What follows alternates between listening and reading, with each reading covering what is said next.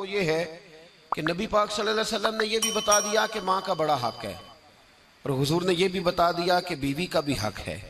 جو تم نے خود کھانا ہے اسے کھلانا ہے، جو خود پہننا ہے اسے۔ اب مسئلہ پتہ کیا ہوتا ہے، بیوی کا مطالبہ ہے کہ تو سوائے میرے کسی کی نہیں سنے گا۔ وہ کہتی ہے کہ چونکہ میں آئی ہوں سارا کچھ چھوڑ کے، اب سوائے میرے تو کسی اور کی نہیں سنے گا۔ اماں کہتی ہے کہ چونکہ پیدا میں نے کیا ہے، پرورش میں نے کی ہے، جوان میں نے کیا ہے، تو حقوق میرے زیادہ ہیں۔ یہ حدیث اماں ضرور سنائے گی اگر اسے یاد ہوگی۔ اب اس کا نقصان یہ ہوتا ہے کہ اگر کسی عورت سے یہ پوچھا جائے کہ تو بتلا کہ بغیر ماں کے کوئی بچہ بڑا ہو سکتا تھا، تو اس نے پال پوس کے تجھے دیا ہے، تو یہ کیسے کہہ سکتی ہے کہ تو کسی اور کی نہ سن؟ اور اگر اماں سے بندہ کہے کہ تو خود ہی گئی تھی اس کو دیکھنے، تو ہی اس کو لائی ہے،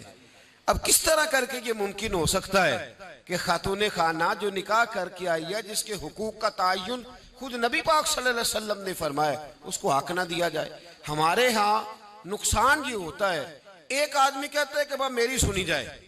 اور میرے علاوہ کسی دوسرے کی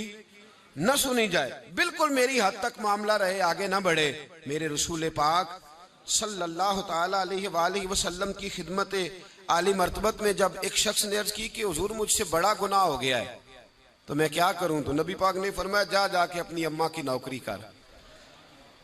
ایک کوئی ایسا گناہ اس صحابی سے ہو گیا تھا جو دور جاہلیت کا تھا، شارحین نے لکھا ہے۔ اب وہ جن کے حقوق ضائع کیے تھے وہ مل نہیں رہے تھے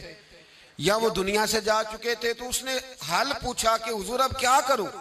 تو نبی پاک علیہ السلام نے فرمایا جا اپنی اماں کی نوکری کر، اللہ تیرے گناہ معاف کر دے گا۔ اس صحابی نے فوراً کہا حضور میری تو اماں پردہ کر گئی، میری اماں تو وصال کر گئی۔ تو حضور نے ایک نیا حق بیان فرمایا، محبوب نے فرمایا جا کے خالہ کی نوکری کر، اللہ تیرے گناہوں کو معاف فرما دے گا۔ اور فرمایا خالہ بھی مثل ماں کے ہوتی ہے، خالہ بھی مثل، تو جا کے حضور علیہ السلام نے تو خالہ کا حق بیان کر دیا، نبی پاک نے تو تعین کر دیا کہ تو نے نوکری کرنی ہے۔ اب اگر بیگم صاحبہ کو اعتراض ہو کہ تو خالہ کے گھر کیا لینے گیا تھا، تو ادھر کیوں گیا تھا، تو یہ اس کا اعتراض اس لیے درست نہیں ہے کہ اس حق کو رسول پاک نے بیان فرما دیا ہے، نبی پاک صلی اللہ علیہ وسلم نے اس کا ذکر فرما دیا۔ میرے رسول پاک سید عالم صلی اللہ علیہ وسلم نے خود ارشاد فرمایا، ترمذی شریف کی حدیث ہے، نبی پاک کے نہ کسی چچا پر کسی نے اعتراض کیا،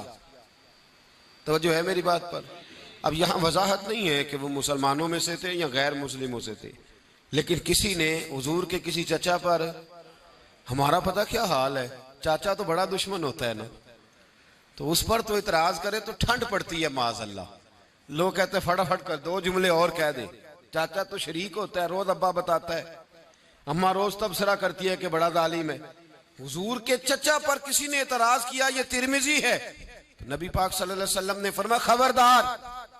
اگر کسی نے میرے چچا کے بارے میں مجھے اذیت دی تو اس نے مجھے اذیت دی، اور فرمایا تمہیں پتہ نہیں چچا تو اس طرح ہوتا ہے جس طرح باپ ہوتا ہے۔